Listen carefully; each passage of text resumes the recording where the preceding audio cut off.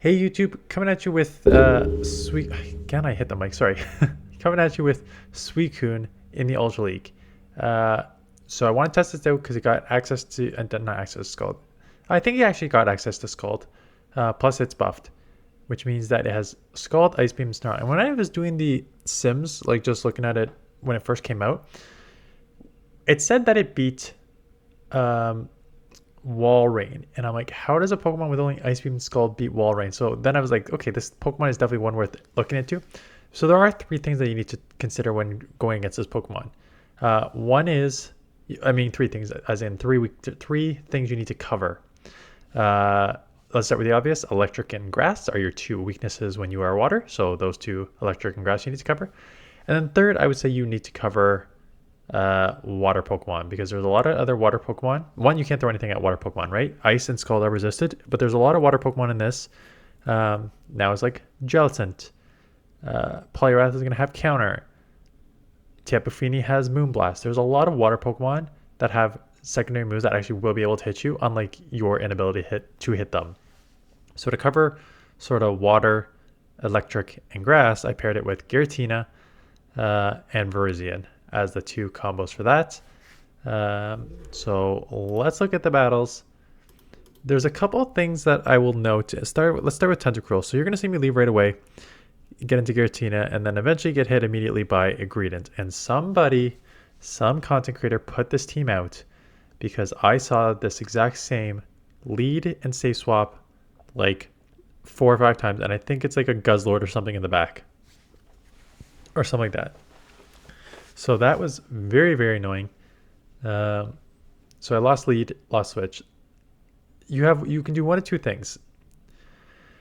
One, Tentacruel is actually quite tough because I'm gonna lose SUICUNE and I'm gonna lose Virizion being weak to poison. If it doesn't have Blizzard and it's just gonna lower your defense with Acid Spray, or decides to just go Scald, it's not bad being able to throw neutral Leaf Blades. It's not bad. It's still a loss though.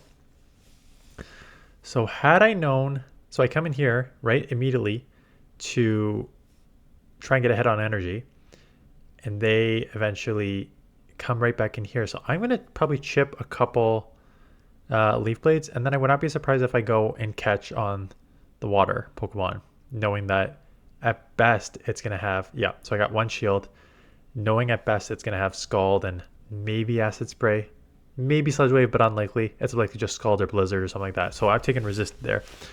The thing with this Pokemon is it's very spammy. Snarl, good charging, fast energy generation. And these Scalds do, I mean, don't do a ton, but they add up with the potential to lower your opponent's attack or your own attack. There's the Guzzlord. Yeah, I've seen this team like 4 times. And I have Ice Beam for Guzzlord, so this is fine. But Virizion looks like it's going to have to sweep here. I would perhaps stay in that matchup with Tentacruel. The thing is, like with Tentacruel, you do have Giratina, which is such a hard answer, but if they're leaving Tentacruel, they probably have an answer for Giratina, which they did here. And although the poison jabs are adding up, just the spamminess to get to a, even though it's resisted, like resisted Scald to put it low and then get off, but hopefully lower their attack, could be your win con. My win con was my opponent allowing them trying to catch Sacred Sword on their Tentacruel, which allowed me just to farm up a couple that needed to get the Leaf Blade off, and then Sacred Sword will take out this Greedent. So yeah, triple legendary. The battles were all long. They're all like pretty bulky Pokemon, with like pretty fast moves.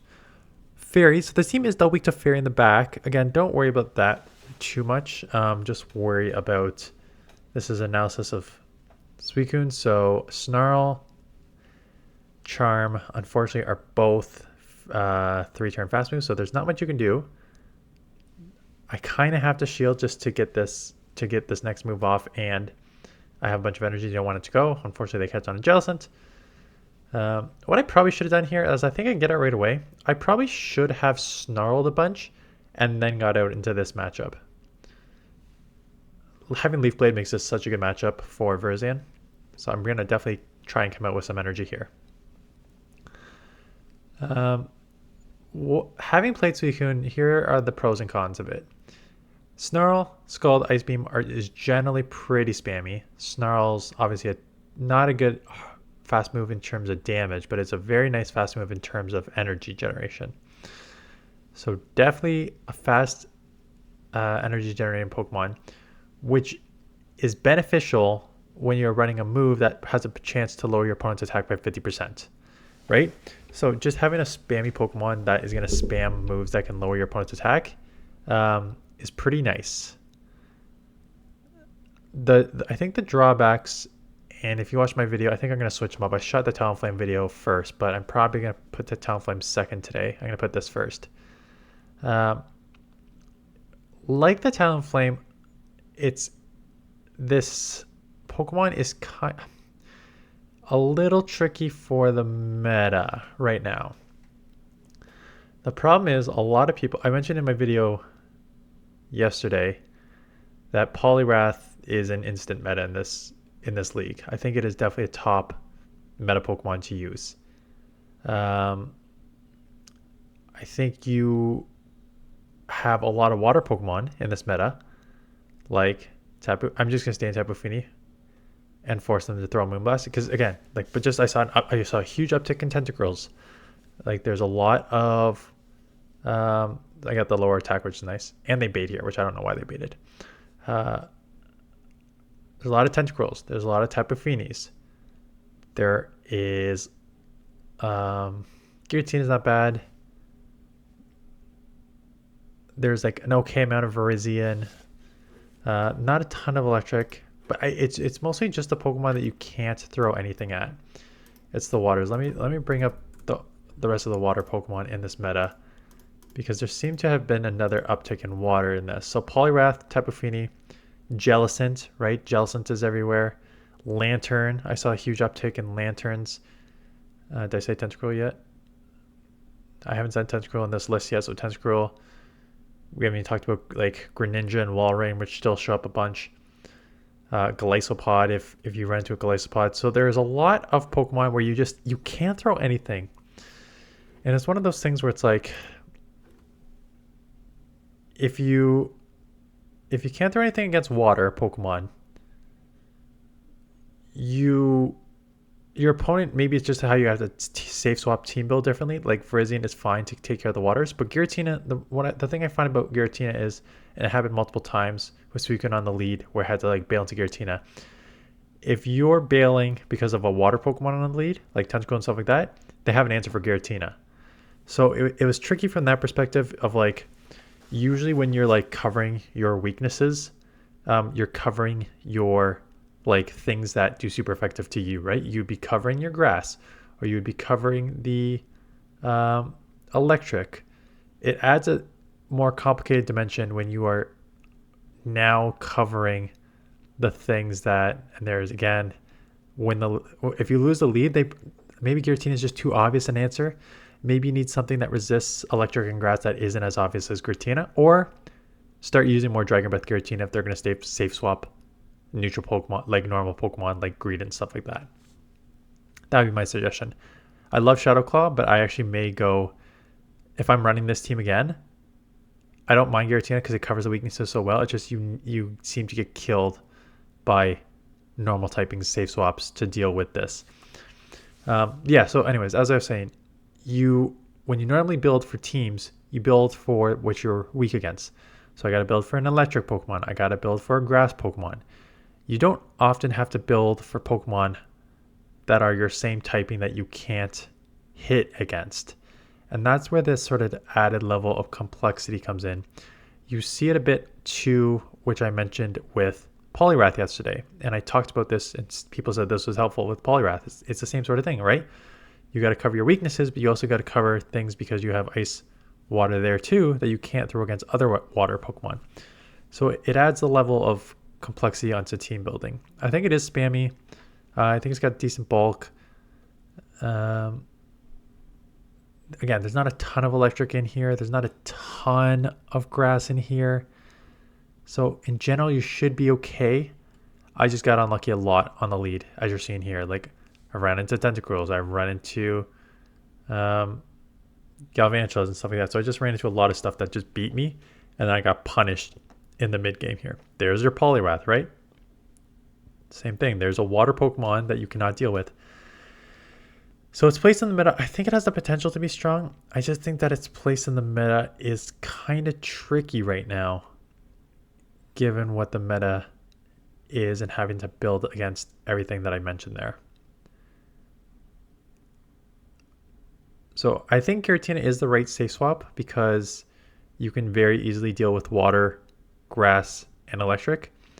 Just beware though, if one of those things are on the lead, because Giratina walls them so well, they probably have an answer for Giratina, and it's going to be in the form of a normal type Pokemon where Claws resisted, so you might want to run Dragon Breath, or it's going to be in the form of a Fairy, which would be its own issue if you run Dragon Breath. So pick your poison if you want to use Giratina as a safe swap. Again, so I'm probably, having learned my lesson that they probably have a Greedent in the friggin' mid game here.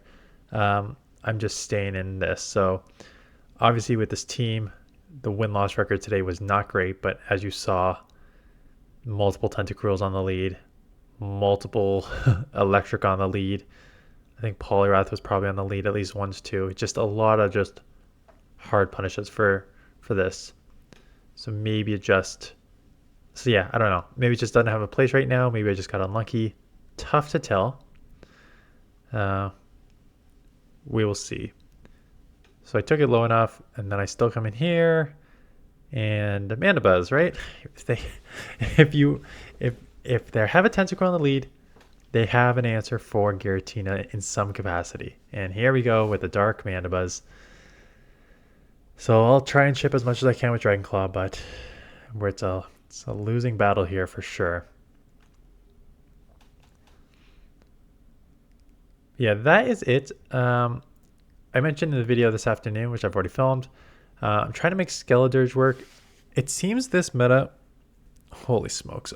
So I got lucky. So I've already dropped like maybe 500,000 dust on this meta on Ultra League so far, because I have built up, yesterday I built up the Poliwrath. I didn't have it built up yet, so that was like 200 something thousand dust. I had to double move this, which was 100,000 dust plus build it up a bit. So I did that. So that's 2 I built up. I built up a Skeledirge, which I'm trying to make work. I already had the Talonflame. I built up a Skeledirge, which I'm trying to make work. I haven't even tried building it up yet, but I have a Hundo Pelipper that I can build up, but that's going to drop like another 300,000 to 400,000 dust.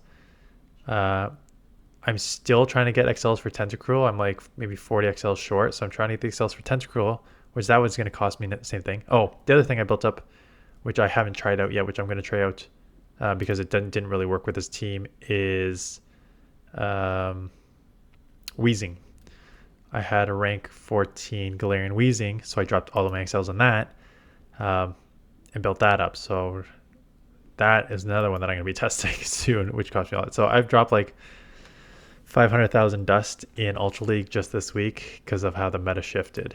And I don't have a Hundo Mandibuzz yet. That's another, like, if I eventually get a Hundo Mandibuzz, that's another like 350, 400,000 dust. I don't have a Hundo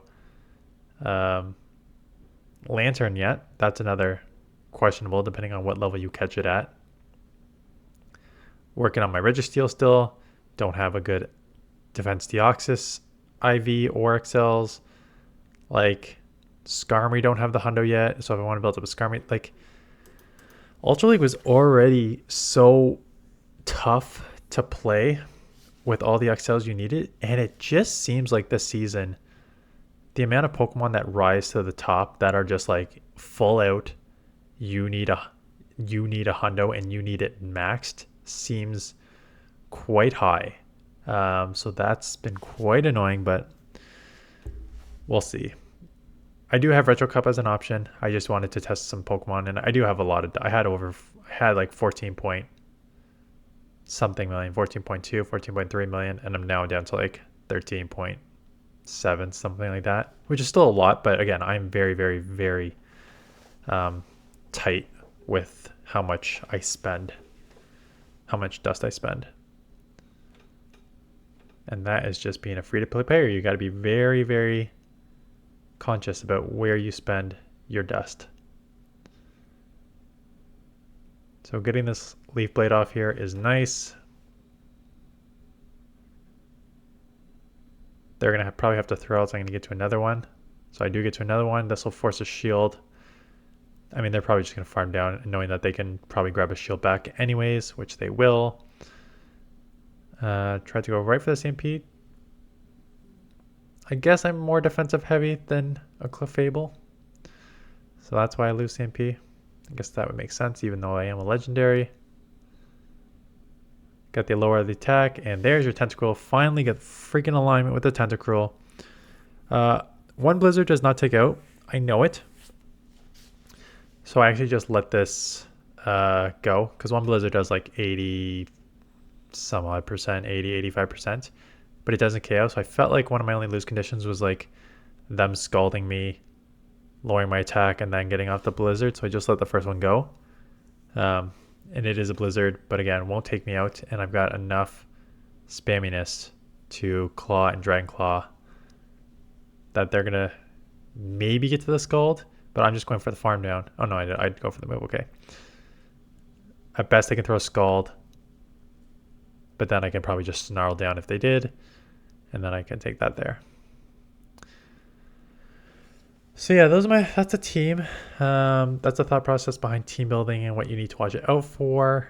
I don't think it's a must build.